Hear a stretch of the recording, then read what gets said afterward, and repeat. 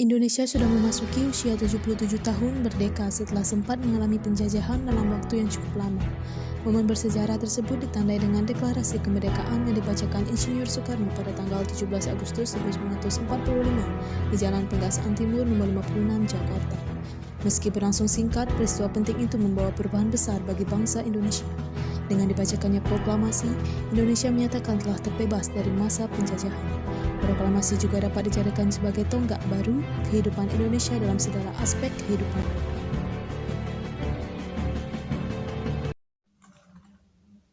Om Swastiastu.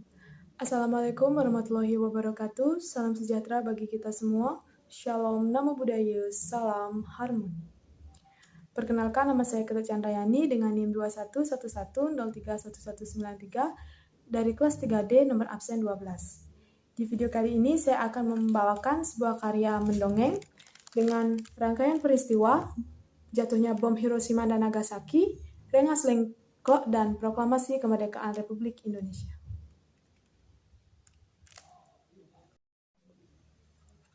Berawal pada tanggal 6 dan 9 Agustus 1945, bom atom meluluhkan kota Hiroshima dan Nagasaki, Jepang, oleh sekutu Amerika Serikat. Kehancuran dua kota ini mengakibatkan kelumpuhan kondisi ekonomi dan politik Jepang. Jepang yang pada saat itu masih menguasai Indonesia dengan dampak yang serius akibat pengeboman, maka pada tanggal 15 Agustus 1945, Jepang menyerah tanpa syarat kepada sekutu. Kaisar Hirohito tampil di radio nasional Jepang pertama kalinya mengumumkan Jepang menyerah. Berita kekalahan Jepang dari sekutu tidak seketika tersiar ke berbagai negara, namun berita ini diketahui oleh Sultan Syahrir melalui radio yang pada saat itu melakukan gerakan bawah tanah untuk mempersiapkan kemerdekaan tanpa bekerja sama dengan Jepang. Saat pemuda melakukan gerakan bawah tanah di Indonesia mendengar kekalahan Jepang, Soekarno, Muhammad Hatta, dan Rajiman Widyodiningrat itu masih berada di Dalat, Vietnam. Sejak kedatangannya tanggal 9 Agustus 1945, mereka baru dapat bertemu dengan Marsikal Terauchi pada tanggal 12 Agustus 1945 yang merupakan pimpinan militer tertinggi Jepang untuk kawasan di Asia Tenggara, dan sekaligus anak sulung Perdana Menteri Jepang. Dia berpesan bahwa Indonesia harus segera bersiap-siap merdeka, dan itu menjadi tugas Soekarno, Bung Hatta, dan Rajiman Widyodiningrat, serta para anggota panitia persiapan kemerdekaan Indonesia untuk mempersiapkannya. Pada kesempatan itu pula, Terauchi menyampaikan rincian 21 anggota PPKI yang telah disusun oleh pemerintah daerah.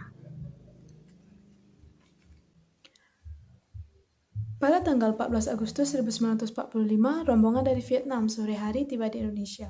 Mereka disambut Khairul Saleh, SK Trimurti, dan Sayuti Melik. Dan pada tanggal 15 Agustus 1945, Sultan Syahrir bertemu dengan Soekarno dan Hatta yang ingin membicarakan soal detik-detik kemerdekaan. Namun, Soekarno dan Hatta masih satu suara bahwa ada prosedur kemerdekaan. Para pemuda berencana untuk menjauhkan Soekarno dan Hatta dari tangan Jepang dan membawanya keluar Jakarta dengan membawa dua mobil untuk membawa Soekarno dan Hatta ke Rengas Dengklok. Rombongan Soekarno-Hatta pun meneruskan ke Rengas Dengklok pada pukul 6 pagi dan tiba di Rengas Dengklok. Peristiwa Rengas Dengklok adalah peristiwa penculikan yang dilakukan oleh sejumlah pemuda dari perkumpulan Menteng 31 terhadap Soekarno dan Muhammad Hatta. Peristiwa ini terjadi pada tanggal 16 Agustus 1945 pukul 3 WITA dengan membawa kedua tokoh ini ke Rengas Dengklok, sebuah kota kecil yang di Kabupaten Karawang, Provinsi Jawa Barat. Ahmad Subarjo datang menengahi perdebatan antara golongan tua dan golongan muda, serta memastikan bahwa kemerdekaan Indonesia akan dilaksanakan pada tanggal 17 Agustus 1945, dan para pemuda bersedia melepaskan Soekarno dan Muhammad Hatta beserta rombongannya kembali ke Jakarta. Para pemuda mendesak para Bung Karno segera memproklamasikan kemerdekaan Indonesia melalui siaran radio. Namun, akhirnya disepakati bahwa proklamasi kemerdekaan diumumkan pada Jumat 17 Agustus 1945. Selanjutnya, Bung Karno dan Bung Hatta dibawa kembali ke Jakarta pada pukul 2 WITA dini hari atau 8 jam sebelum proklamasi. Setibanya di Jakarta, mereka sempat singgah di rumah Laksamana Muda Tadashi Maeda, Kepala Penghubung Angkatan Laut dan Angkatan Darat Tentara Kekaisaran Jepang. Besok kita umumkan kemerdekaan, kata Soekarno singkat kepada Fatmawati setibanya di rumah, yang dikutip dari harian Kompas 16 Agustus 1975.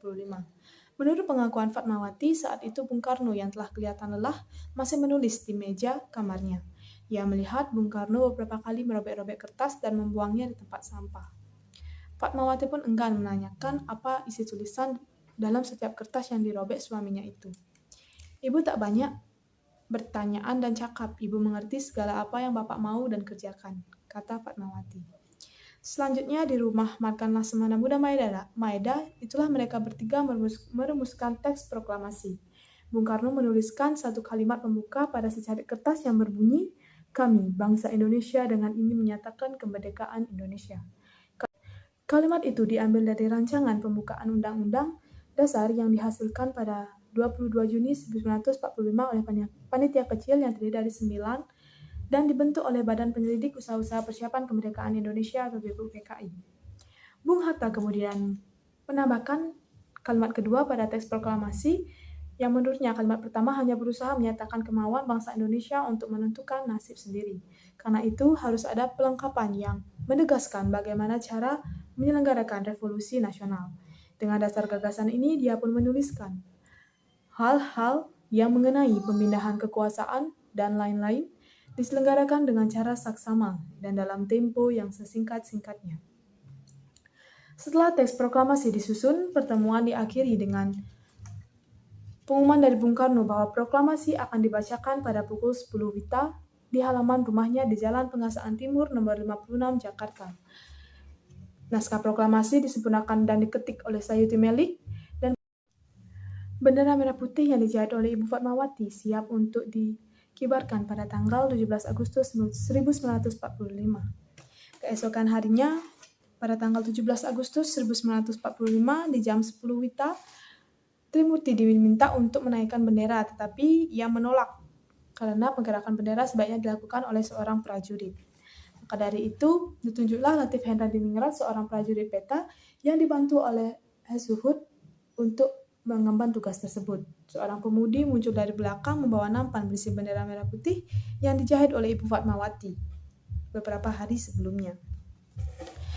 Dan pada hari ini, tanggal 17 Agustus 1945, teks proklamasi dibacakan oleh proklamator I.R. Soekarno yang dinampingi oleh Muhammad Hatta.